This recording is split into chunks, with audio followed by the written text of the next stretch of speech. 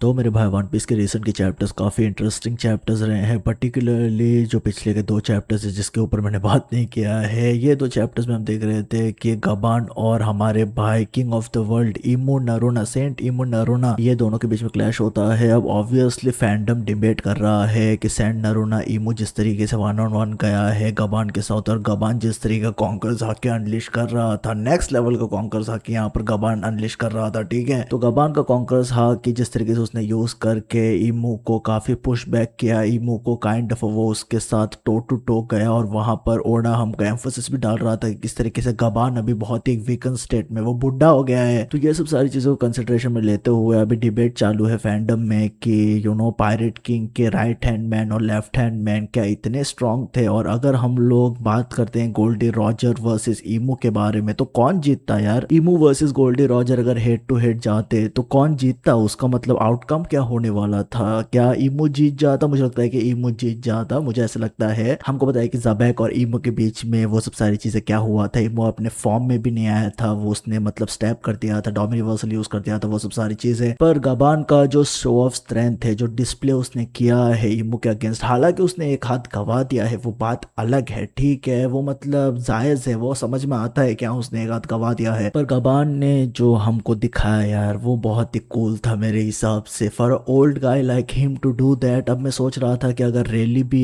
जाता, अगर हाइपोथेटिकली अगर रैली जाता वन ऑन वन हमारे भाई सेंट इमू नरोना के अगेंस्ट, तो क्या आउटकम होने वाला है? क्योंकि हमको पता है कि रैली का जो कॉन्करस हाकी है वो भी नेक्स्ट लेवल का कॉन्करस हाकी है, ठीक है। और लोग बोलते हैं कि गोल्डी रॉजर, रैली, बाद में गबान। अगर हम बात करते हैं पावर स्ट्रक्चर के बारे में, किस तरीके से हम तीनों लोगों को स्केल करेंगे, कई सारे लोग बोलेंगे अभी कि रैली और गबान एक ही लेवल पे। मुझे नहीं लगता है कि वो वैसा केस होने वाला है। मुझे लगता है कि जोरो और सांची हमेशा क्लोज रहते हैं, पर जोरो हमेशा स्ट्रांग रहता है। अब अगर मैं बात करूं वन पीस मांगा चैप्टर 1191 के बारे में, तो मैं एक बात बोलना चाहता हूँ कि सब्सटेंस के हिसाब से ये काफी एक शॉर्ट लिव्ड चैप्टर था। मेरे हिसाब से चैप्टर में ज्यादा कुछ हो नहीं रहा था। और एक बात मैं बोलना चाहता हूँ कि अब हमको मतलब वन पीस में कई सारे ब्रेक्स मिल रहा है, वहां वहां पर मतलब हमको कंटिन्यूसली चैप्टर्स नहीं मिल रहा है। ये चैप्टर भी मतलब ये चैप्टर के बाद ब्रेक पे है वन पीस। एक बात मेरे को मतलब हमेशा दिल में जहन में खटकते रहता है, वो ये है कि जो ओडा का पैनलिंग है वो और भी ज्यादा खराब होते जा रहा है यार। मतलब मैं सच में बता रहा हूँ, जो पैनलिंग है, जो स्ट्रक्चर जिस तरीके से ओडा कर रहा है, मैं चैप्टर के फॉर्मेट के बारे में बात नहीं कर रहा हूँ कि फर्स्ट हाफ में क्या चल रहा है, मिडिल में क्या चल रहा है, एंडिंग सेक्शन में क्या चल रहा है, वैसे में बात नहीं कर रहा हूँ। मैं पैनलिंग के बारे में बात कर रहा हूँ, जो डिपिक्ट करता है हमको मतलब सीक्वेंसेस को, वो मतलब और भी ज्यादा खराब होते जा रहा है यार, वो डिटोरिएट होते जा रहा है। और मतलब कोई ना कोई तो बताए यार, एडिटर बताए ओडा को कि भाई मेरे तो जो मतलब पैनलिंग कर रहा है वो थोड़ा मतलब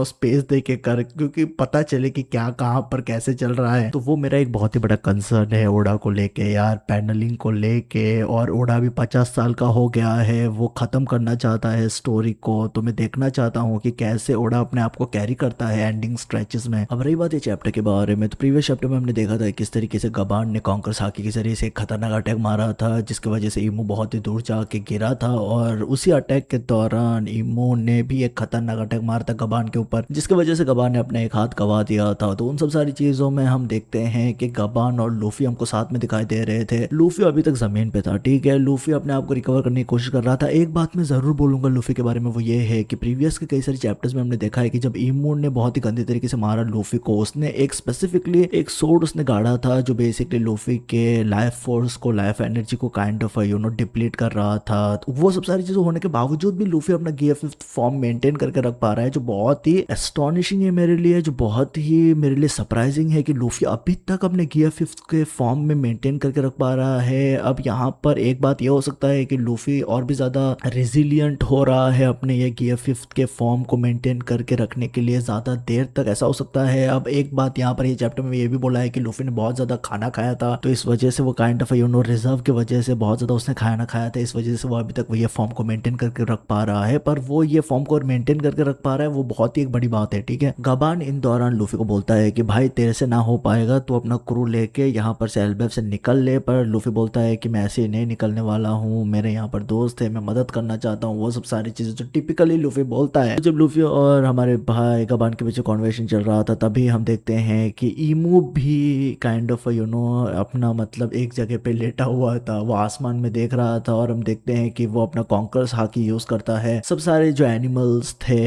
हमारे हेल रेल्म में जहाँ पर उन लोग नीचे गिरे थे, वहां पर सब सारे एनिमल्स को वो नॉकआउट कर देता है अपने कॉन्कर साकी के जरिए से। और हम देखते हैं कि हमारा भाई ईमू अपने एक डेविलिश फॉर्म में चले जाता है, वो हॉर्न डेवलप्स करता है और वो काइंड ऑफ बफ्ड अप हमको दिखाई दे रहा था। मतलब ऐसा लग रहा था कि एक टिपिकल हेल का डीमन हमको यहाँ पर दिखाई दे रहा था। तो ईमू अभी भी ट्रांसफॉर्म हो रहा है और मैंने मतलब पहले ही बोला था, मैं पहले से भी बोल रहा हूँ कि ये बंदे का फाइनल फॉर्म नहीं है, मैं बहुत बार बोल रहा हूँ। तो मेरे प्रीवियस के रिव्यूज को भी जाके देखेगा, तभी भी मैंने बोला था, मैं पहले बोलते आ रहा हूँ कि क्या ये ईमू का फाइनल फॉर्म है। ऐसा नहीं बोल रहा हूँ कि ईमू को फाइनल फॉर्म की जरूरत है, पर मुझे नहीं लगता है कि ये उसका फाइनल फॉर्म है। ठीक है, हालांकि वो अपने हाइब्रिड फॉर्म में गया रहेगा या गया है या वो अपने हाइब्रिड फॉर्म में है, बट स्टिल मैंने बार बार बोला है, मैं हमेशा से ये बनाए रखूंगा नोशन की ईमो अपने फाइनल फॉर्म में नहीं है। यहाँ पर वो उसने एक हॉर्न्स डेवलप किया और वो थोड़ा बफ्ड अप हो गया है, ज्यादा कुछ नए ट्रांसफॉर्मेशन में नहीं गया है, थोड़े मतलब एडिशनल चेंजेस हमको दिखाई दे रहे हैं उसके फिजिकल के ऊपर, फिजिकलिटी के ऊपर, but other than that it's not a whole lot of different thing happening to him. Alright, ईमो अपने यहाँ पर मिनी ट्रांसफॉर्मेशन में जाके वो कन्फ्रंट करने जाता है गबान को, और वो मतलब गबान और लूफी के लोकेशन पे जाके उनके ऊपर अटैक करने ही जा रहा था, तभी हजरुद्दीन आ जाता है कहीं पर से। तो हजरुद्दीन बीच में कूद पड़ता है। यहाँ पर हजरुद्दीन ने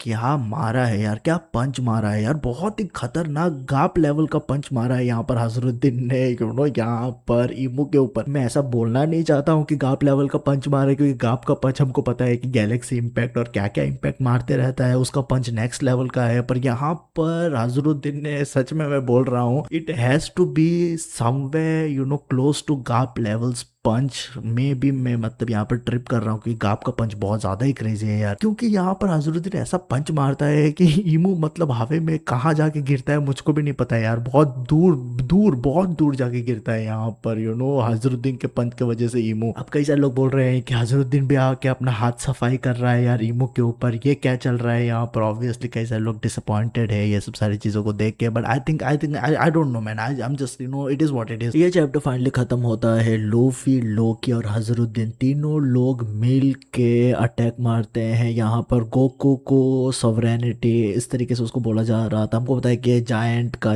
अटैक है, हम लोगों ने बहुत बार ये अटैक देखा है। लोकी, हजरुद्दीन और हमारा भाई लूफी, ये तीनों लोग अटैक मारते हैं यार। और Luffy basically kind of बाजूका kind of attack मारता है, उसके पास कोई सोर्ड नहीं है, ठीक है। तो ऑब्वियसली हमने देखा है ये अटैक टिपिकली परफॉर्म करते हुए लोगों को सोर्ड के साथ, पर लूफी सोर्ड नहीं यूज करता है। तो ऑब्वियसली यहाँ पर ये तीन लोग अटैक मारते हैं हमारे भाई ईमू के ऊपर। ईमू अपने डिफेंस पोजीशन पे हमको दिखाई दे रहा था, वो अपना ऑलरेडी डिफेंसिव स्टैंड ले लिया था। तो मुझको पता नहीं है कि उसने क्या किया रहेगा, क्या ईमू मतलब बच गया रहेगा। ऑब्वियसली ईमू यहाँ पर बच गया रहेगा, पर ईमू बहुत ज्यादा डैमेज खा रहा है, ठीक है। मैं जरूर बोलूंगा कि ईमू जितना डैमेज खाना चाहिए उतना डैमेज वो ले रहा है। तो मैं सरप्राइज नहीं रहूंगा कि कई सारे चैप्टर्स में उसी डैमेज की वजह से, क्योंकि ये डैमेज अक्यूमुलेट हो रहा है। ऐसा नहीं है कि ईमू मतलब ऐसे ही फाइट किया जा सकता है, हमको पता है कि कुछ ना कुछ तो एक उसको कॉस्ट रहेगा उसके बॉडी के ऊपर, यहाँ पर स्पेशली नीचे रेल में आके फाइट करते वक्त। तो हमने देखा है कि ओडा ने हमको हिंट्स दिया है थोड़ा वहां पर, तो ऑब्वियसली ये सब सारे अटैक्स पाइल अप होंगे। और एक बात मैं बोलना चाहता हूँ कि ये जो अटैक है